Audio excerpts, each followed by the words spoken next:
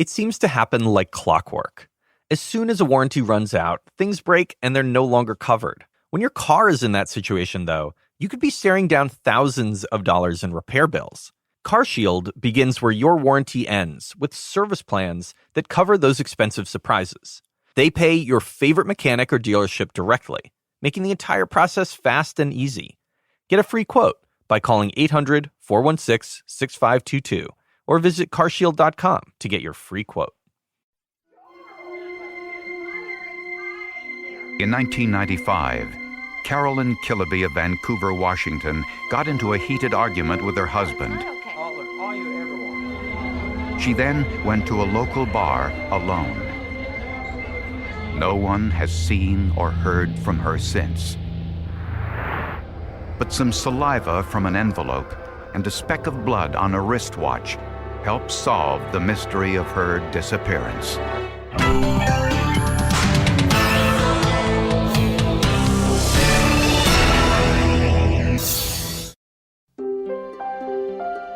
In 1990, Carolyn and Dan Killaby were married, each for the second time.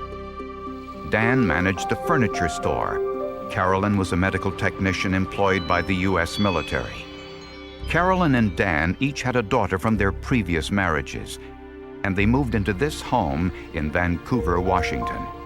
My mom was basically the backbone of my whole family. I mean, she was very strong-willed, and she held everybody together. She was the problem solver, she was the supporter, she was the happiness, the joy. She was just like everything you could ask for.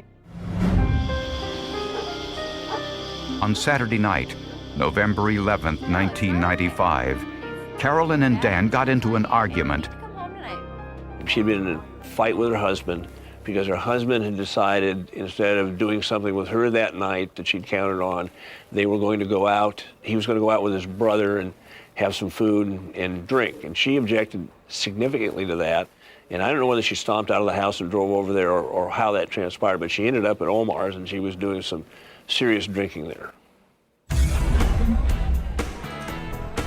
A waitress said Carolyn was dancing, but was there alone and was obviously intoxicated.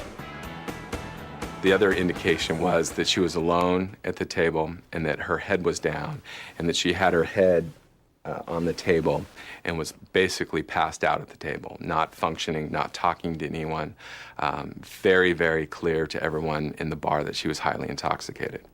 That night, around 11 o'clock, witnesses said they saw Carolyn leave the bar, and she was never seen again. I came home Sunday morning and she was gone. The next day, Dan Killaby called police to report Carolyn missing. Family members, friends, and volunteers searched the surrounding area without success. I knew that she would not leave unless somebody made her. There was no way she would have left us. Carolyn's car was found in the bar's parking lot. The Killaby family hired their own search dogs. The dogs tracked Carolyn's scent from the bar directly back to her home. The police believed this might be evidence that Carolyn returned home from the bar before she disappeared. No one else was home that night. Dan and the two girls spent Saturday night elsewhere. They were concerned about whether or not Dan's alibi that he was out drinking with his brother was solid. And I think that they stayed out real late and got real drunk. And so the police were not 100% convinced that that could have been the case. Creating further suspicions was the fact that Carolyn had a $230,000 life insurance policy payable to her husband. I always stood behind Dan. There was no doubt that I could never conceive the idea that he had actually done something like this.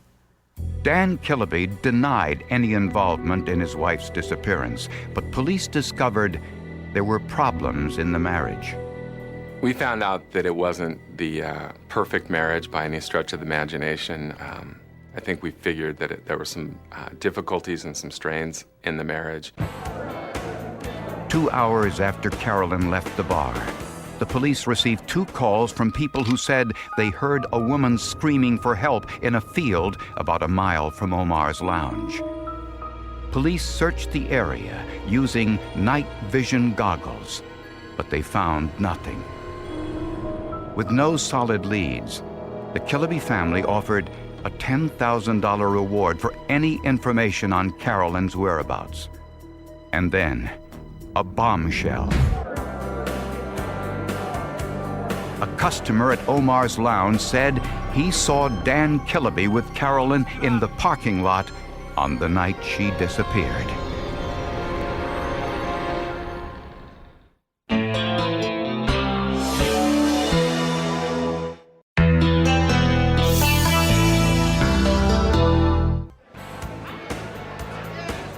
When 34-year-old Carolyn Killaby didn't return home after spending a night drinking at a local bar, her husband Dan was an immediate suspect. Prosecutor David Seeley says there's an old saying in missing persons cases: before you look at outlaws, you have to look at the in-laws. One of the things they look at to begin with is a husband in a missing person case like this, because I think a large percentage of the crimes are committed by family members. Police found no evidence of foul play in the Killaby home. But in Carolyn's bedroom, they found some potent painkillers, Vicodin. My sister was having some problems with prescription drug medication, and I had confronted her and talked to her about that. She had acknowledged the problem and was working on that, and the whole family was being supportive of that. My understanding of the mixture of alcohol and Vicodin is it makes you comatose, and that's exactly what happened to Carolyn when she was in the bar. Witnesses at Omar's lounge say that Carolyn passed out at her table.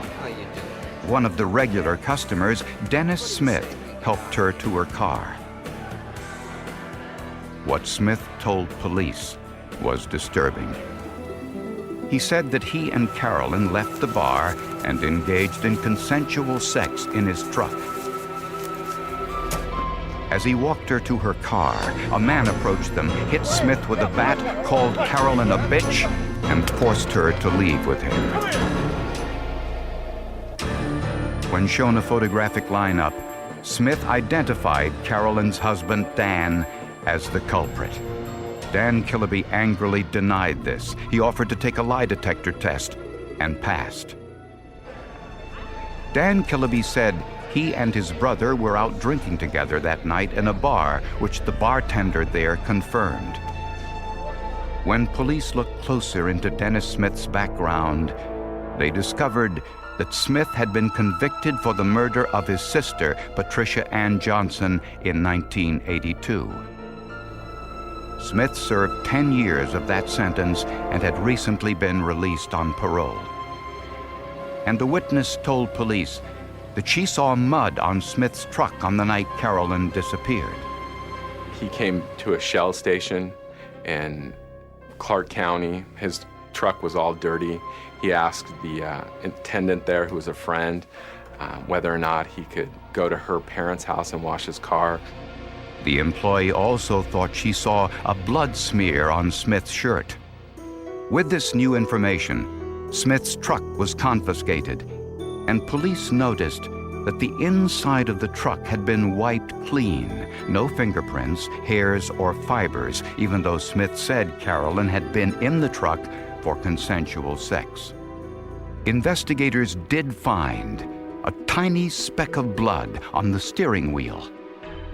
And there was evidence of a recent fire. Smith said a cigarette butt accidentally ignited the upholstery. An alert homicide investigator also confiscated Smith's wristwatch. In the forensics lab, scientists found a tiny speck of what appeared to be blood in the crevice of the wristband. Tests indicated it was human, but whose was it? Since we get half of our DNA from our mother and half from our father, scientists could identify whether it was Carolyn's blood in the truck by analyzing DNA samples from Carolyn's parents. But Carolyn's mother delivered some shocking news. Despite raising Carolyn as his own, the man Carolyn called Dad wasn't her biological father, a fact withheld from Carolyn during her upbringing.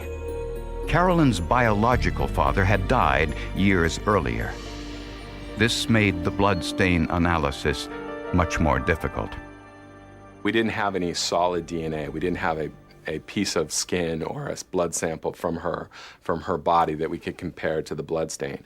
So we were a little up in the air about what to do. Without a body, scientists would have to improvise.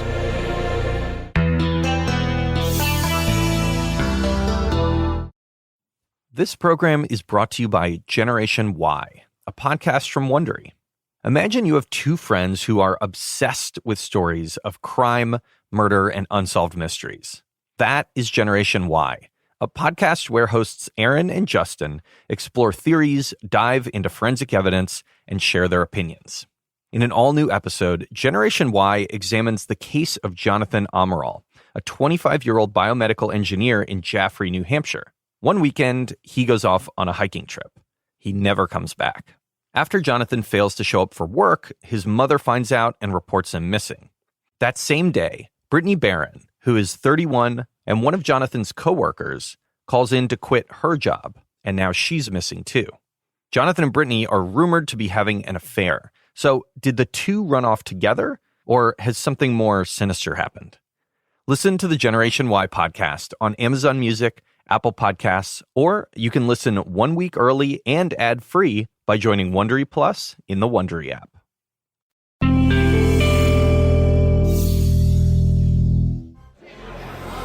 When Dennis Smith learned that he was a suspect in Carolyn Killaby's disappearance, he fled, and a nationwide manhunt was underway.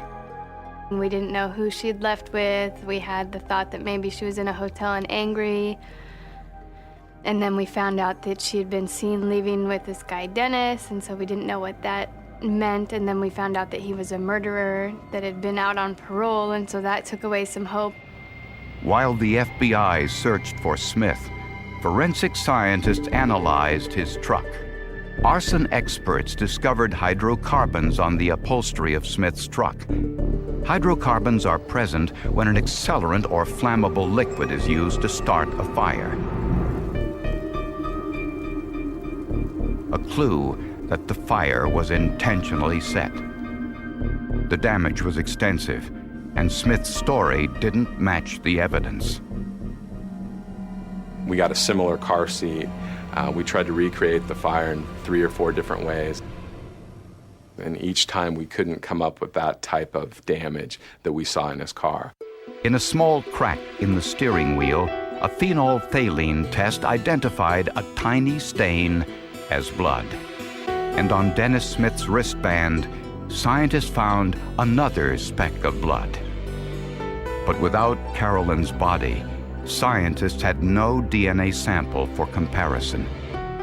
So detectives searched for a sample of Carolyn's DNA, and they found it in Alaska. 10 years earlier, Carolyn mailed a letter to her girlfriend in Alaska, and her friend had never thrown it away. On the envelope flap and stamps was Carolyn's saliva, still a rich source of DNA even after 10 years. The samples were too badly degraded for traditional DNA testing, so scientists used a newer and less exact DNA test called mitochondrial DNA. Traditional DNA testing analyzes the nucleus of the cell, but outside the cell nucleus are what are known as mitochondria, cells that can be identified, although not as precisely as in traditional DNA testing. Mitochondrial DNA is inherited from a mother to her children, and therefore if you want to make a match between a sample of evidence from a missing person, as was in this case, blood stains from someone whose body was not available, you need only go to a maternal relative. The DNA from the envelope flap and stamps matched the DNA from the blood found in Smith's truck. And with DNA samples from Carolyn Killaby's mother and daughter, Dr. Melton concluded that the mitochondria